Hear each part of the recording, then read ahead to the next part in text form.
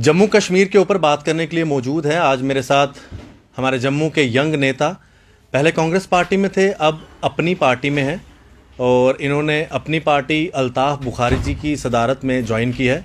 मैं तारुफ करवाने जा रहा हूं आप लोगों का विक्रम मल्होत्रा जी से। विक्रम जी, आपका बहुत बहुत स्वागत है। अपनी पार्टी की तरफ से कुछ स्टेटमेंट्स आई हैं। एक तो शुरुआती दिनों में 4G को लेकर इनका एक क्लियर स्टैंड है कि 4G जम्मू कश्मीर के अंदर स्टार्ट कर देना चाहिए, और इसके अलावा जो अभी क्लास 4 की जॉब्स को लेकर नए रूल्स एंड रेगुलेशंस आए हैं, जिसके अंदर rule number 8, 9, 10, 11, 12 special recruitment rules 2015 जो ये कहते हैं कि SRO 202 अभी भी लागू रहेगा इन नई नियुक्तियों में भी, जिसके अकॉर्डिंग 5 साल का प्रोबेशन पीरियड इन लोगों को भी, जो नए रिक्रूट्स आएंगे उनको भी 5 साल का प्रोबेशन पीरियड SRO 202 की तरह अटेंड करना पड़ेगा। इसके ऊपर भी अपनी पार्टी का एक कड़ा स्टैंड है। यही सब बातचीत करेंगे और कुछ और मुद्दे भी रहेंगे। विक्रम जी, SRO 202 आपकी अल्ताफ़ जी की तरफ से एक स्टेटमेंट भी आया है, कितना गलत है ये SRO 202? क्योंकि एक एंटी यूथ पॉलिसी है, जो हमारा अनएम्प्लॉयड यूथ है उनके कितना एंटी पॉलिसी है? देखिए, SRO 202 जब बीजेपी बीडीपी सरकार थी तब आया था 2015 और मेरा ये मानना है कि ये जब हमने 370 हटाया और हम बात करते हैं नेशनल इंटीग्रेशन की, जब देश भर में इस किस्म का कोई कानून नहीं है और जब जम्मू कश्मीर अब यूटी बनने के बाद एक इंटीग्रेटेड यूनिट है पूरे देश में, तो फिर वो औचित्य उसका समझ नहीं आता। और क्यों ये ओवर रूल नहीं कर सका होम डिपार्टमेंट उसको? क्योंकि ये डिस्क्रिमिनेटरी है। ये जो अनएम्प्लॉयड लोग हैं हमारे, एक तो उनके साथ डिस्क्रिमिनेटरी है, और ये अपने आप में ये SRO जो है वो डिस्क्रिमिनेटरी था, और ख़ासकर ऐसी यूनियन टेरिटरी और स्टेट में जहां हमारे पास मुलाजमत के सिवाय और रोज़गार कमाने के साधन ही नहीं है और हर आदमी मुलाजमत की तरफ देखता है। सो मुझे लगता है कि कहीं ना कहीं हमारा शुरू से ये स्टैंड रहा है, और हमने कल भी जब हम LG साहब से परसों मिले हैं तो हमने उनसे ये कहा है कि ये जो ड्रैकोनियन लॉ है इसको आप हटाइए, और उन्होंने कहा कि ये मजबूरी मुझे विरासत में मिला है और हम कोशिश कर रहे हैं कि इसको हम करें। और मुझे लगता है कि उनका आश्वासन भी था कि वगैरह कि मैं होम मिनिस्टर साहब से भी बात करता हूँ, पर ये जो जिम्मेवारी थी वो भारतीय जनता पार्टी की थी। मुझे लगता है भारतीय जनता पार्टी के जो हमारे लीडर हैं, आज मैं अखबार में एक प्रेस कॉन्फ्रेंस देख रहा था कुछ भारतीय जनता पार्टी के साथियों द्वारा, वो वेलकम कर रहे हैं इसको। और आप ये देखिए कि जो डेली वेजर हैं उनके साथ डिस्क्रिमिनेटरी है, SRO 202 उसके साथ है, डिस्ट्रिक्ट की पोस्ट उन्होंने अबॉलिश कर दी हैं, और उसके बाद बीजेपी उसको वेलकम करती है। ये उसी तरह जिस तरह उन्होंने पहले जो डोमिसाइल लॉ था, पहले दिन आया तो उसको सबने वेलकम किया, फिर उसके बाद जब अमेंडमेंट आई तो फिर उसको भी वेलकम किया। सो एक तरह से देखिए, जम्मू कश्मीर के लोगों की आज उम्मीद जो भारतीय जनता पार्टी से थी, जब उनको 2 दफ़ा पार्लियामेंट में इतना बड़ा मैंडेट मिला, जम्मू की हिस्ट्री में असेंबली में एक तरफा मैंडेट मिला, तो लोगों की उम्मीदें गलत नहीं थी। और आज ये सरकार है किसकी? ये तो भारतीय जनता पार्टी की है। ये यूनियन टेरिटरी जो बनाया, जो LG साहब लगे हैं, ये तो सब उन्हीं की सरकार है।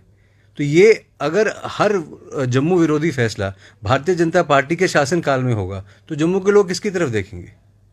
आपने डेली वेजर्स का जिक्र किया सर, आप भी जानते हैं जब आप कांग्रेस पार्टी में भी थे तो आपके कई नेताओं ने असेंबली के अंदर भी डेली वेजर्स की आवाज़ उठाई। कांग्रेस के नेता, बड़े सीनियर नेता, अब वो भी भाजपा में है, लेकिन 5 नंबर डेली वेजर्स को जो 25-25 साल से आज 40-40, 50-50 साल के हो चुके हैं, उनको 5 नंबर इस पोस्ट के, तो 5 नंबर, और फिर वो अपेयर भी करेंगे। मतलब वो कहाँ, मतलब जो आज ये लॉजिक कहाँ से है कि जो आदमी 25 साल से डेली वेजर है वो तो उसको सीधी रेगुलराइजेशन होनी चाहिए। अगर आपके पास पोस्ट कम है तो पहले जो डेली वेजर लगे हैं आप उनको रेगुलराइज कीजिए, फिर दूसरों का नंबर लाइए। मतलब ये तो एक तरह से उनके साथ भी डिस्क्रिमिनेशन, जिन्होंने 25 साल 20 साल स्टेट गवर्नमेंट की सेवा में दी है, चाहे वो PHE के थे, बिजली के थे, किसी भी डिपार्टमेंट के थे। सो अगर आपने उनको, एक इंसानियत का तकाजा था कि पहले उनको रेगुलराइज करते पोस्ट में, फिर नई पोस्ट एडवर्टाइज करते अगर कमी थी तो। और यहाँ तो 50,000 पोस्ट की बात पहले की गई। सो मेरा ये मानना है कि ये सरकार, ये एक तो वैसे ही स्टेट अगस्त 5 से हम शटडाउन में थे एक तरह से, ऊपर से कोविड की महामारी के बाद जम्मू कश्मीर में आपको पता है रिसोर्सेज कितने ही हैं, तो लोग दिक्कत में हैं। अब जिनके पास डेली वेजर होंगे 6-7 हज़ार रुपये तनख्वाह का सहारा था, अगर उनको भी वो भी नहीं लग पाएंगे, उनको भी दोबारा उस प्रोसेस से जाना पड़ेगा। तो फिर मुझे लगता है इससे ज़्यादा दुर्भाग्यपूर्ण बात तो और कुछ नहीं हो सकती। विक्रम जी, 4G जम्मू सफ़र कर रहा है, हालांकि सिक्योरिटी एजेंसीज की माने तो उनका तर्क सही है कि अभी हालात ठीक नहीं है, लेकिन जम्मू क्यों सफ़र करे? हर बार जम्मू सफ़र करता है। आप एक जम्मू का फेस हैं, जम्मू के नेता हैं, आप चाहे अपनी पार्टी आपने ज्वाइन की है, क्या आपको नहीं लगता कि जम्मू को हर बार सफ़र करना पड़ रहा है और अब 4G को लेकर भी बच्चों की पढ़ाई जो है वो भी डिस्टर्ब हो रही है? देखिए, मेरा ये मानना है कि 4G जो है वो हर दोनों खित्तों की ज़रूरत है, चाहे जम्मू हो चाहे श्रीनगर हो। अब जम्मू की जहाँ सफ़र करने की बात आती है, अगर आप मिलिटेंसी देखें तो हाल के दिनों में डोडा और भद्रवाह, डोडा डिस्ट्रिक्ट में हमको मिलिटेंसी में बढ़ावा देखने को मिला है। वो बड़ा डेंजरस सिग्नल है, जहाँ ख़त्म हो चुकी थी मिलिटेंसी।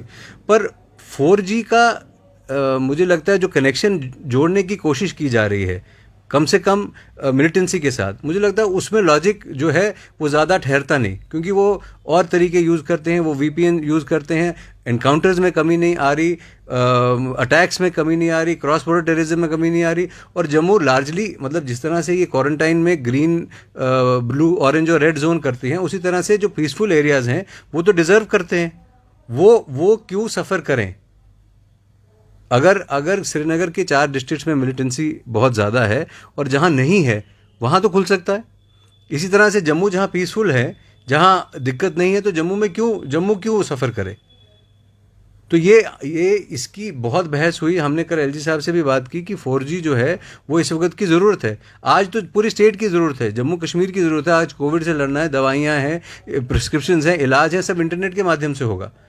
तो अगर इंटरनेट ही नहीं होगा, अभी मैं आपको रिसेंटली बात बताऊं, बच्चों के स्कूल में एग्ज़ाम्स हो रहे हैं, कल कुछ स्कूल एग्ज़ाम्स लगे रहे थे, हमारे बच्चों की भी उसमें एग्ज़ाम्स हो रहे थे। आज उन्होंने मना कर दिया कि क्योंकि बच्चों को कनेक्टिविटी ही नहीं हो पा रही, सो जो ऑनलाइन एग्ज़ाम्स हो रहे थे उन्होंने रद्द कर दिए।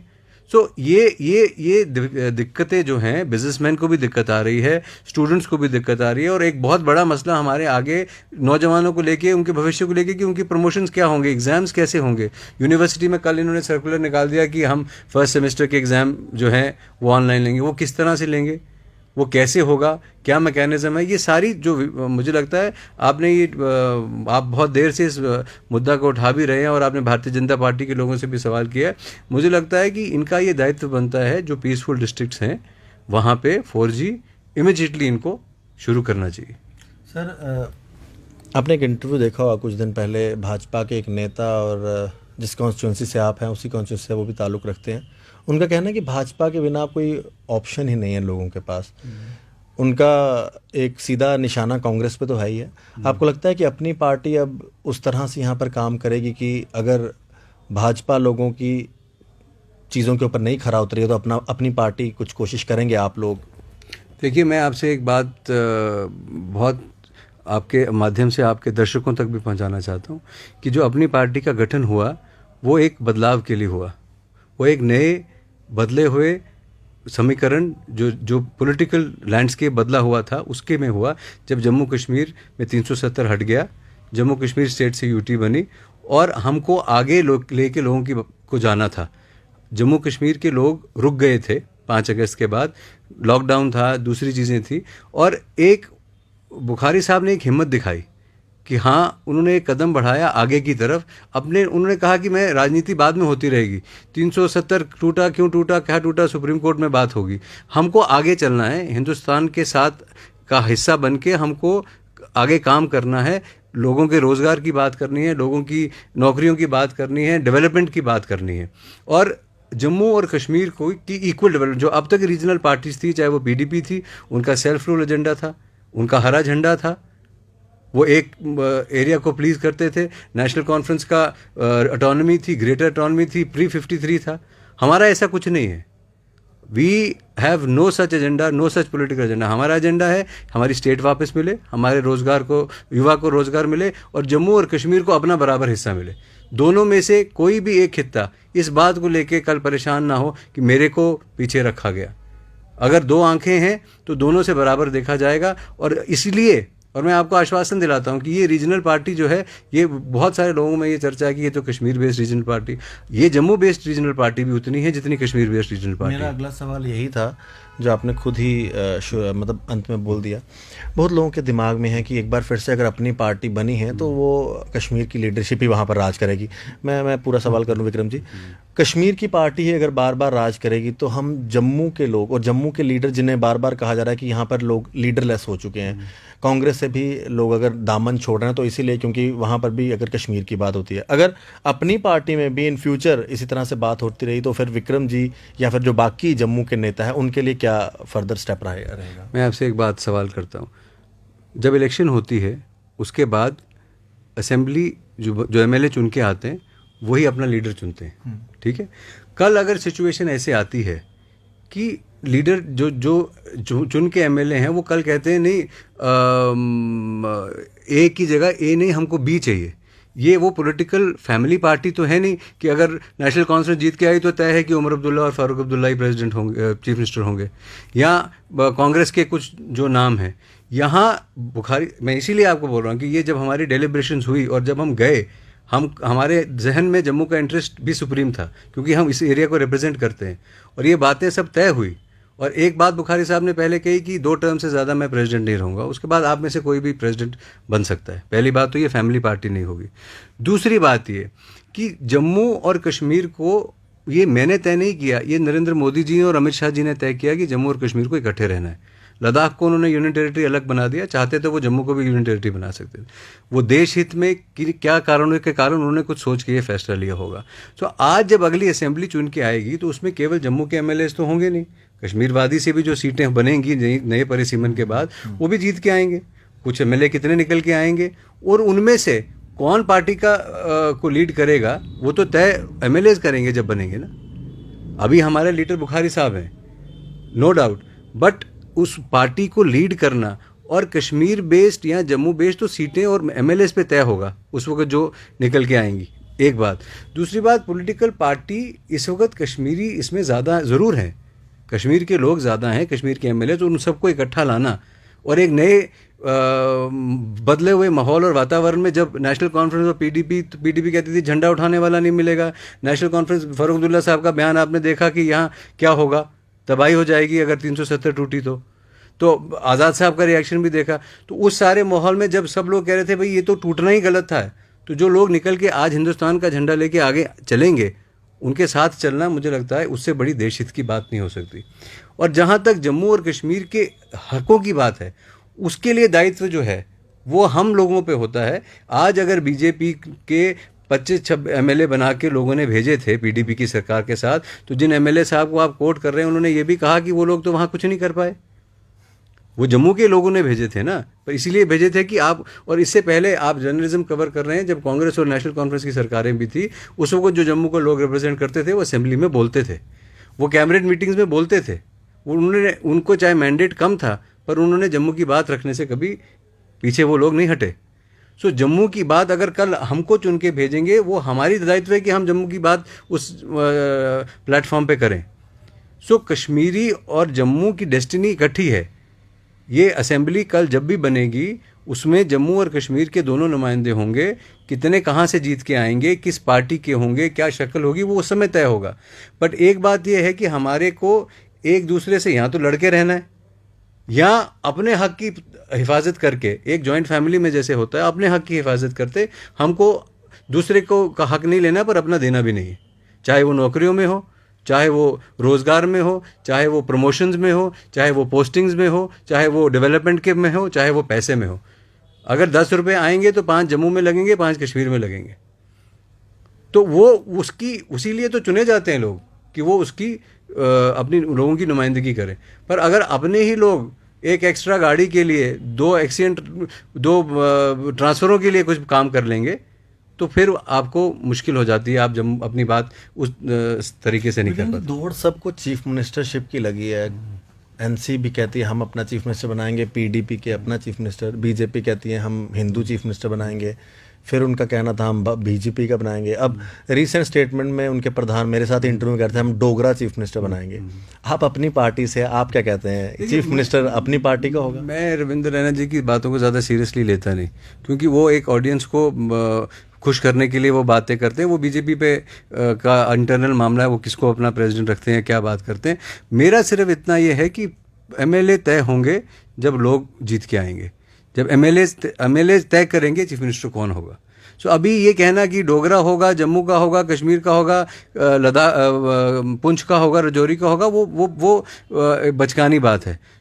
जैसी असेंबली निकल के आएगी, जब वो रंग एक निकल के आएगा, उसमें अगर हम लोगों की सीटें हुई, फिर हम आपसे बात करेंगे कि कौन उसको लीड करेगा।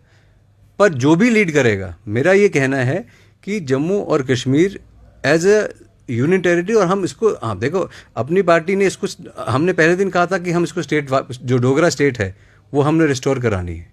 हमारा पॉलिटिकल एजेंडा है ये, one of the main political agenda है कि जो अर्स्टवाइल डोगरा स्टेट थी वो रिस्टोर होनी चाहिए। क्यों, अब लद्दाख को यूनियन टेरिटरी बना दिया, वो अलग हो गया, पर जम्मू की जो डोगरा स्टेट थी उसको बहाल कराना अपनी पार्टी का एक मेजर एजेंडा है, और उसके बाकी एजेंडाज में, और उनमें से एक जो डोमिसाइल का था, अभी जो उसका आया, अभी लैंड डोमिसाइल आना बाकी है, ज़मीन का किस तरह से होगा उस पर भी चर्चा चल रही है, आगे बात अभी चल रही है, उसमें क्या निकल के आएगा, उसमें भी जम्मू के जो हित की बात होगी उसके लिए हम पूरी बात करेंगे जो दोनों रीजन्स को सूट करेगी।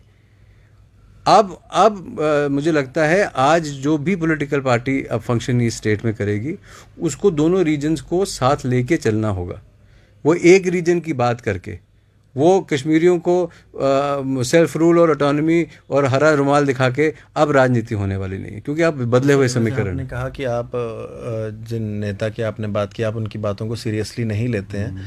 कुछ दिन पहले जो एसएसी की बात चल रही थी, एक खबर सुनने को मिल रही थी कि आने वाले दिनों में एक यहाँ पर ऐसे की मतलब एक एडवाइजरी काउंसिल बनने जा रही है, और अल्ताफ़ साहब का चेयरमैन का नाम चल रहा था, जो कि एक चीफ मिनिस्टर के ओहदे का होता है। उनके साथ और भी नेताओं के नाम चल रहे थे। उसमें भी उन्होंने कहा कि कुछ इस तरह के शब्द का प्रयोग किया था, कोई बुखारी, कोई इस तरह की चीज़ें नहीं चलेंगी। मतलब इस स्टेटमेंट को आपने भी सुना होगा। नहीं, देखिए, वो एक बहुत बड़ी पॉलिटिकल पार्टी जो इस देश पे राज कर रही है, उसकी स्टेट की यूनिट को हेड करते हैं।